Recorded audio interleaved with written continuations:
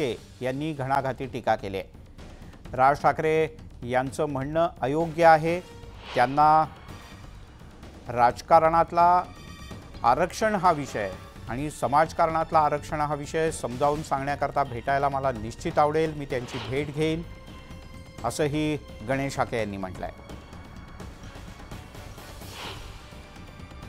राज ठाकरे यांनी आता या सगळ्या आरक्षणाच्या मुद्द्यामध्ये उडी घेतली। त्यांनी सुरुवातीपासूनच त्यांची एक भूमिका ठेवली, ती त्यांनी काल परवा देखील बोलून दाखवली।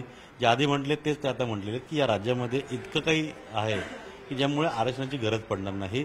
ही आंदोलनं जी केली जात आहेत किंवा अशा पद्धतीने जी वक्तव्य केली जात आहेत ही ओबीसी आणि मराठा समाजांची माती भडकवून त्यांच्यामध्ये वाद निर्माण केले जात आहेत। राज ठाकरेंची भूमिका काय म्हणून? राज ठाकरे प्रबोधनकारांच्या घरात जन्माला आलेत का हा मला डाऊट आहे।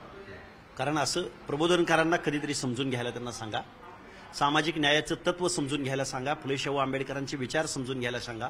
आणि राज ठाकरे साहेब पक्षाच्या प्रचारासाठी महाराष्ट्राच्या दौऱ्यावर आहेत ना। आता त्यांना पक्ष वाढवायचा आहे का पक्ष संपवायचा आहे हा विचार राज ठाकरे साहेबांनी केला पाहिजे। कारण 60 ते 70% लोक आरक्षणाच्या दायऱ्यामध्ये येतात।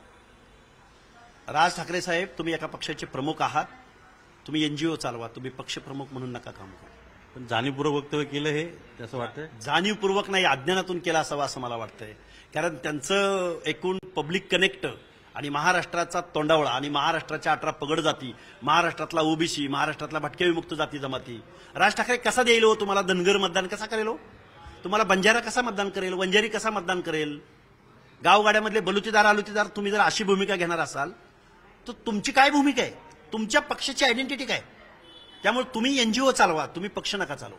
आणि मग एनजीओ चालवत तुम्ही मग काय तुम्हाला बोलायचं ते निश्चित राज ठाकरे साहेबांना आमच्या हार्दिक शुभेच्छा आहेत। आणि कधी काळी एक कार्यकर्ता म्हणून जर राज साहेबांची माझी जर मुलाखत झाली तर राज साहेबांना आरक्षण म्हणजे काय, कुणाला दिलं जातं, का दिलं जातं, ना आरक्षणाचा हेतू काय आणि सामाजिक न्यायासह समता प्रस्थापित करणं हे प्रियांबल मधलं वाक्य काय, मी एक कार्यकर्ता म्हणून राज साहेबांना कधीतरी समजावून सांगायचा प्रयत्न करेन। भेट घ्यायची इच्छा आहे किंवा वाटतं असं की त्यांना जाऊन सांगावं नेमकं काय त्यांच्यामध्ये माहिती पूर्ण? या वक्तव्यावरून राज साहेबांना भेटायला मला निश्चित आवडेल। त्यामुळे गणेश हाके यांनी असं म्हटलंय की त्यांना राज्यघटनेतील आरक्षणाचा विषय काय आहे, त्यातल्या तरतुदी काय आहेत आणि ते का आवश्यक आहे हे सगळे मुद्दे राज ठाकरे यांना समजावून सांगण्यासाठी एक कार्यकर्ता म्हणून त्यांना मला भेटायला आणि त्यांच्याशी चर्चा करायला आवडेल असं गणेश हाके ओबीसी समाजाचे नेते यांनी म्हटलेलं आहे।